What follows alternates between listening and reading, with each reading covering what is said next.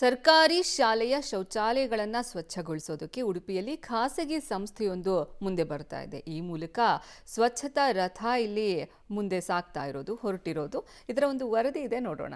ಸರ್ಕಾರಿ ಶಾಲೆಯ ಶೌಚಾಲಯಗಳ ಸ್ವಚ್ಛತಾ ಕಾರ್ಯ. ಶೌಚಾಲಯ ಸ್ವಚ್ಛತೆಗೆ ಮುಂದಾದ ಖಾಸಗಿ ಸಂಸ್ಥೆ. ಸರ್ಕಾರಿ ಶಾಲೆಗಳ ಟಾಯ್ಲೆಟ್ ಸ್ವಚ್ಛತೆಗೆ ರಥ.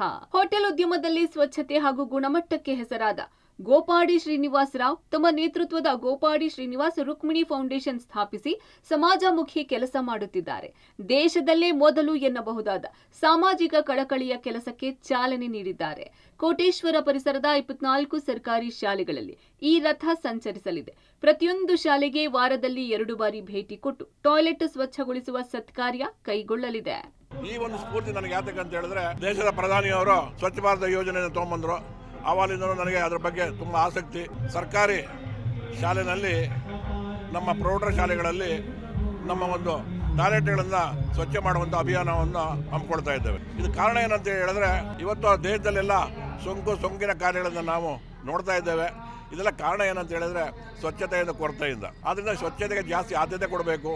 ಆ ಮಕ್ಕಳಲ್ಲಿ ಬಂದಲ್ಲಿ ಮುಂದೆ ಅವರು ಈ ನಮ್ಮ ದೇಶದ ಮುಂದಿನ ಪ್ರಜೆಗಳಾಗಿರೋದ್ರಿಂದ ಅವರು ಸದೃಢವಾಗಿ ಆರೋಗ್ಯ ಕಾಪಾಡಿಕೊಂಡು ಈ ದೇಶಕ್ಕೆ ಸಂಪತ್ತನ್ನು ಕ್ರೋಢೀಕರಿಸಲಿಕ್ಕೆ ಸಹಕಾರಿಯಾಗುತ್ತೆ ಅಂತ ನನ್ನ ಒಂದು ನಂಬಿಕೆ.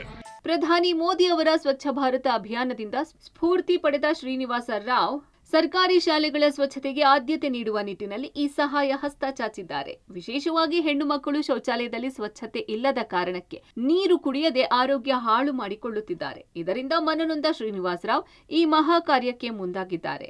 ಉಡುಪಿ ಜಿಲ್ಲಾಧಿಕಾರಿ ಸ್ವರೂಪ ಟೀಕೆ ಹಾಗೂ ಭೀಮನಕಟ್ಟೆ ಮಠದ ಸ್ವಾಮೀಜಿಗಳ ಮೂಲಕ ಈ ಯೋಜನೆಗೆ ಚಾಲನೆ ದೊರೆತಿದೆ.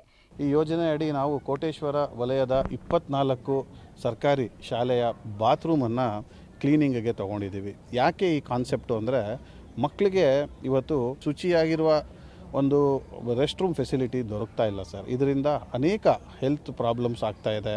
ಮಕ್ಕಳು ನೀರು ಕುಡಿತಾ ಇಲ್ಲ ಸ್ಕೂಲ್ ಅವರ್ಸಲ್ಲಿ. ಹೀಗೆ ಹಲವಾರು ತೊಂದರೆಗಳು, ಸಮಸ್ಯೆಗಳು ಇದೆ. ಅದನ್ನು ಮನಗೊಂಡು ನಾವು ಈ ಒಂದು ಯೋಜನೆಯನ್ನು ಕೈಗೆತ್ಕೊಂಡಿದ್ದೇವೆ.